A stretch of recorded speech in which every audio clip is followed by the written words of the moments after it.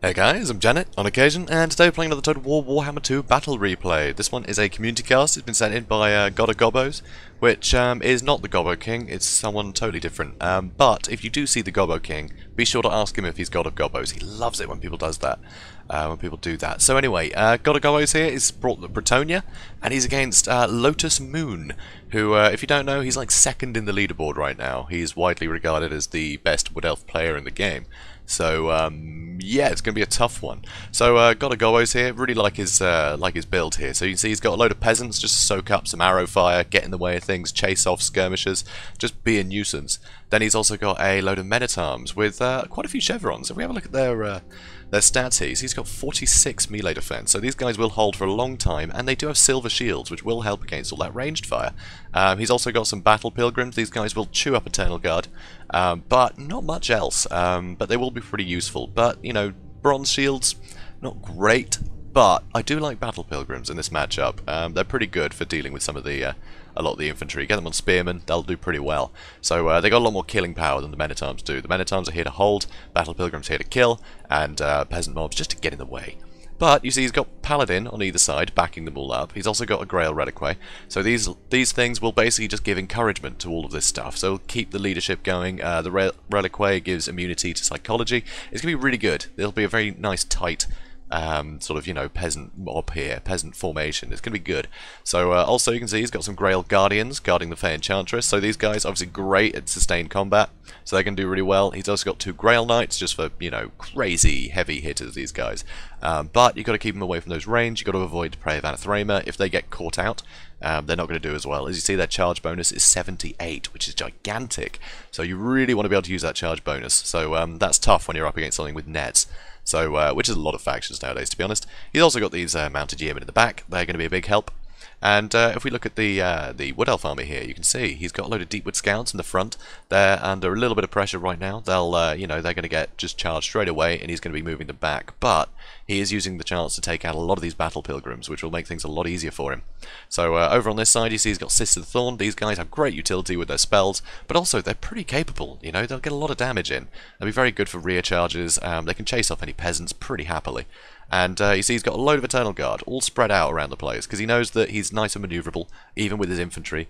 So he can pull his Deepwood Scouts out, get a surround with his Eternal Guard, you know, really sort of just get in the way of any potential cavalry, you know, rush towards his Deepwood Scouts. So it's going to be very difficult. I mean, one Spearman gets in the way of a couple of Grail Knights, and the Deepwood Scouts are going to get a lot of free shots in. So that is tough.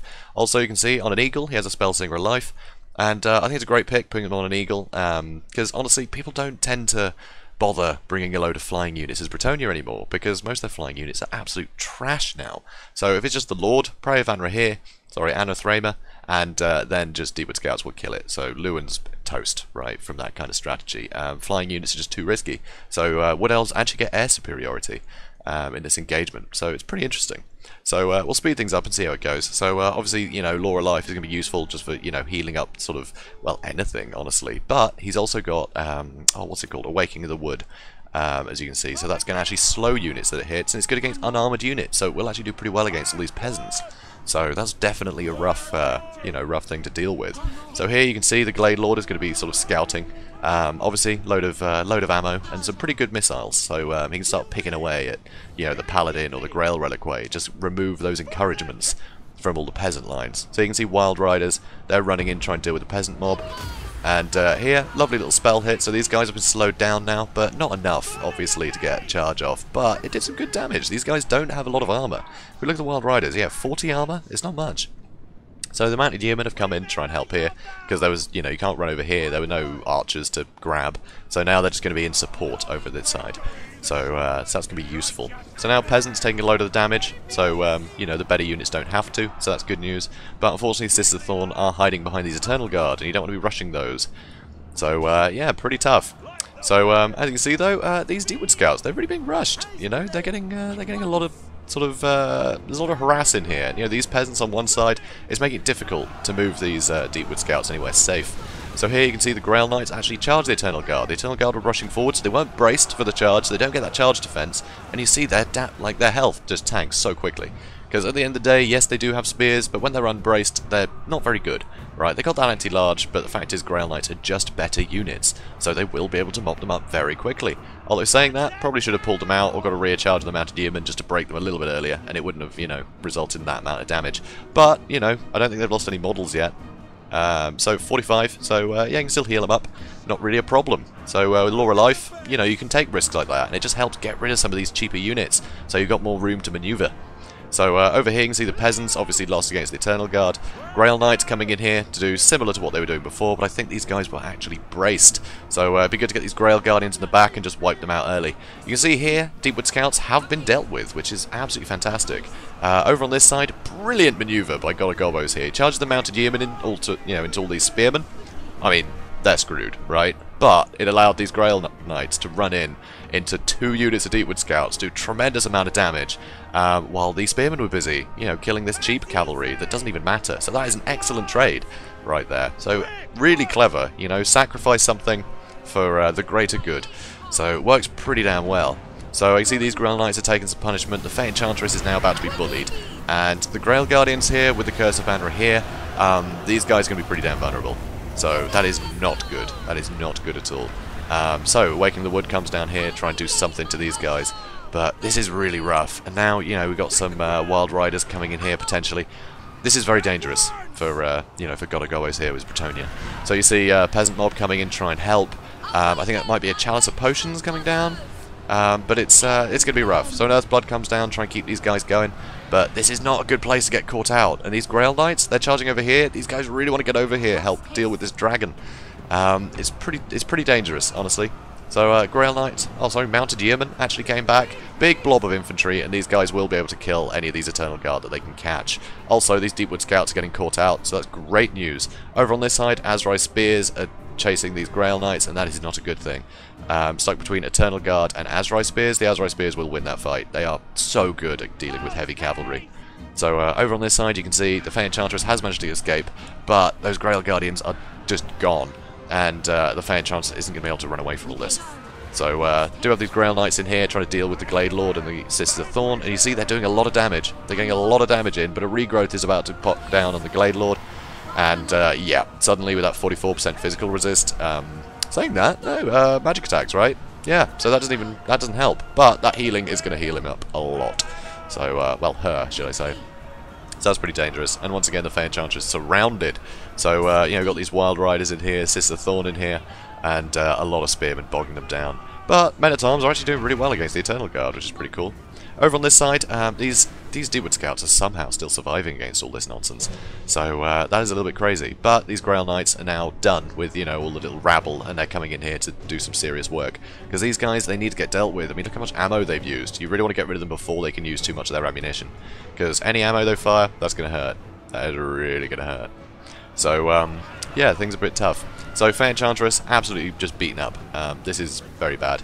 And Spellsinger, on an eagle, brilliant for this, right? So she's just going to chase off any fleeing units. And it's impossible to catch her, because she's going to end up in the air, and she's just going to escort them off the battlefield. So you can't intercept with knights to stop them, or anything like that. So she's immune. So there we go, Fey Enchantress, gone. Nothing that can be done to stop that from happening. You know, you can try and chase with as much as you can, but you're never going to catch him.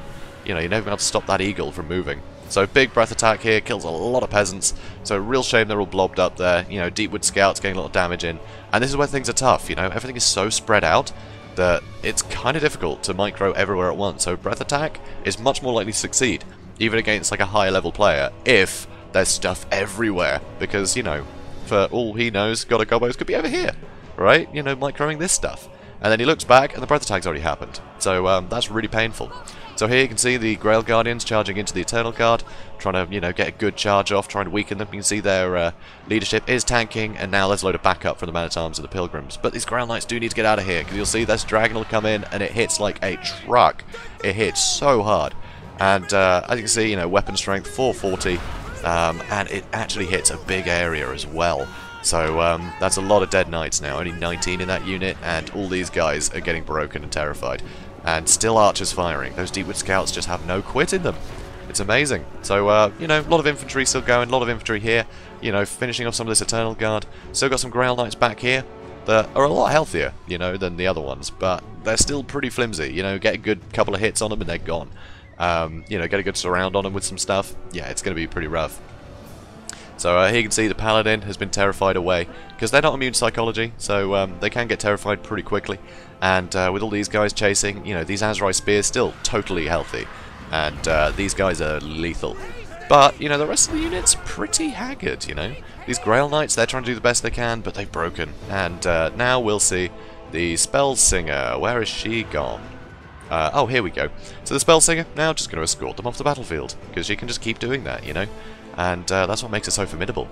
So over here, trying to you know, finish off the last of these Eternal Guard. They just keep coming back, because that's what Wood Elves do. Even the basic infantry, they've just got such good base leadership, they'll just keep recovering. So it's very, very difficult. So that's why sort of mounted yeomen and things like that are really useful, just sort of escorting things off the battlefield, much like that Spell Singer's doing, you know. So yeah, pretty scary stuff going on here. So, you know, Bretonnia still got some pretty good things. The dragon lands, you know, amongst the infantry, and the Grail Knights get on top of it. That dragon could, you know, take a lot of damage very quickly. That's for sure. And, you know, without much more infantry, it's pretty much just down to the dragon and Spell Singer and the Azrai Spears. The Azrai Spears, not a lot of cavalry to fight, but of course there is still the Grail Knights. So you want to make sure the Grail Knights are nowhere near the Azrai Spears. But of course, if the Azrai Spears charge into the front line, they're still going to have to kill these peasants. Not all of them, but they'll still fight very well against the peasants, because they're just very good units. And then if you charge the dragon down at the same spot, it's going to be very difficult to charge the Grail Knights in to capitalise, you know, on the dragon landing. Now this, I think, is the one major mistake of the battle here for Gobboz. And I'm sure he really regretted it once he did this, but the Grail Knights, you see, they're trying to probe, but you know, there's a net in play, and these guys are not very mobile. So Grail Knights, they just keep going further and further away from their, you know, the core here. So you'll see this is going to get very, very difficult. They are miles away from everything, and they have no support. You can see now he's trying to pull back, you know, seeing the error of his ways, but that's a net. The net goes down right there. Luckily, no ammunition with the Deepwood Scouts, but frankly, without that charge bonus, they're going to take a lot of damage. So you'll see the Glade Lord is going to come in, it's going to land, and it's going to do a terrifying amount of work here. So one hit, 3 dead knights. Another hit, down to 20. So they've almost broken as well. So another 3 knights killed, another one's gone. So there's basically 3 dead knights per hit of the Glade Lord, which is just crazy. And now the last 16 are getting escorted off the battlefield, and 16 Grail Knights, that is still incredibly valuable. You really want them to keep going, but it's not happening, because they're just going to get escorted off the battlefield. There's nothing they can do to stop them, which is why you really need to keep the Grail Knights with the rest of your guys when it comes down to this kind of point, you know. You've got to use them defensively. You can't start probing when stuff has nets and dragons in play. That is the one big mistake of this battle that I think may have sealed the outcome here. And now, really well played by what is it again? Lotus Moon, that's it. I was going to say Lunar Moon. That's kind of the same thing twice. So Lotus Moon here, he's basically just using these arrows, just to finish off the Grail Reliquary. Because as soon as that's destroyed, there's nothing here to stop these guys from being terrified. He could tear out the entire army very quickly if he can just get rid of that Grail Reliquary. And that also encourages, so you get rid of that encouragement as well as the, you know, the immune psychology. It's you know, that's bad. So here you can see delaying strategy, just throws in some Eternal Guard, and you know, trying to bait in sort of a blob, right? But he doesn't blob. Gobboz knows not to blob up, because he doesn't know if this guy's got another breath attack that could basically finish these guys off. And here you see that final breath attack. So it does some good damage, but only against these units, not all of them, because he didn't charge everything in. So that was very clever to keep back. So Eternal Guard, these guys are still coming back, which is insane. So over here, though, you can see the Deepwood Scouts. They've pretty much had it, and but the Azrai Spears and the Dragon can basically handle the rest here. And of course, over here, though, you can see, you know, in the far depths of the map there, the Spell Singer has chased off those Grail Knights, which is ridiculous because those 16 Grail Knights, or was it 15? Anyway, they could probably just turn around and kill her if she was on, you know, on land. So the fact they were just kept running like that is pretty annoying. And there goes the Grail Reliquary. So now, there's no real reason not to, you know, engage here. It's pretty rough. Luckily, a lot of shattered units. I mean, it's very close to, you know, army losses on the Wood Elf side as well as Bretonnia. But unfortunately, just with the big things like, you know, the wizard's still alive and the lord's still alive, it's just not really going to happen. So that's a real pity. And the paladin is not going to be able to one-on-one a dragon very well. And without any other, like, anti-large, these peasants aren't going to, you know, have enough punch to deal with a dragon. He could basically just get cycle charged into oblivion. But I'm not sure it's going to last that long. So see, the still's chasing the war dancers, and you know, here still you can see these arrows coming in, trying to whittle down this paladin a bit from range, because I mean, there's nothing stopping him, right? So he's just keeping his war dancers out of the way, because of course if they get broken, anything in the air is going to run away. Well, provided these guys get broken too, but I imagine with the loss of the war dancers, these guys might just get tipped over the edge and run away. So we'll see.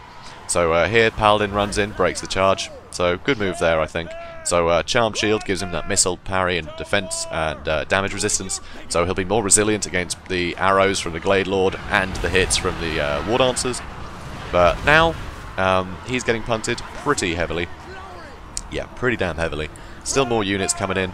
But these Azrai Spears are going to do pretty well. I mean, let's see. They've only got 24 kills because they just haven't really been in combat until this point. So here, beautiful Awakening in the Wood. So all these guys have been slowed. Does a load of damage because they're low armor. And everything gets terrified and breaks. So, pretty scary stuff. But, amazingly played by both sides there. You know, really, really well played. There were some fantastic plays by both of them. I loved the Yeoman being sacrificed just to stop those spearmen, to take out the Deepwood Scouts. That was really cool. I loved that. You don't often see people just throwing away, you know, units like that in order to try and get an advantage, and that was really interesting. I love plays like that. Very cool, but gotta keep your ground knights safe, you know. Leaving them out in the open against the Wood Elves, that is the worst faction to do that with. If you're going against, I don't know, like vampire counts or something, it doesn't matter. But against Wood Elves, they can just stop you in your tracks, chase you around, shooting arrows at you. You've got to keep them with your army, which is really tough. It makes it very, very rough. Certainly at that point, you know, at the start, sure, you know, you got a lot of support from other units potentially. You know, you got more cavalry to help. But when it's just your last unit of Grail Knights, you got to keep them safe because they've got to get as much damage in as possible. And with how haggard a lot of the infantry was, those Grail Knights could have really helped tip it. You know, tip it in the favour of Bretonnia. But God, it's rough, honestly. I think Wood Elves are incredibly good right now. Especially against Bretonnia. I mean, Bretonnia don't have a lot of answers to Wood Elves. You know, they just got to basically use Grail Knights to the best of their ability. So as soon as they get caught out and surrounded and wiped out and escorted off the battlefield, you know, they just have to break once and you can escort them away. You know, it makes it very tough. So I think it's amazing that Bretonnia fared so well here. I really like this build. Some brilliant, just, you know, tactics with the infantry just for skirting out, you know, all of the different you know, ranged units and cav and spearmen, just stuff to get in the way, and it got in the way very well. I really like the extra melee defense on these man-at-arms, because with the silver shields, they are so cheap for something that can absorb arrow fire like they can. So I thought it was really cool. So absolutely loved this build, and it's such a shame he couldn't quite eke out that win, because it was definitely a great battle. So thanks for sending this in, Gobboz. Lotus Moon, I guess, you know, still going to be high up in the leaderboard, because he sees, you know, seems like he's got no quit in him, just like the Wood Elves, I suppose. So anyway, guys, if you enjoyed this, please do comment, like, subscribe, and I will see you in the next one. Have a good day, guys.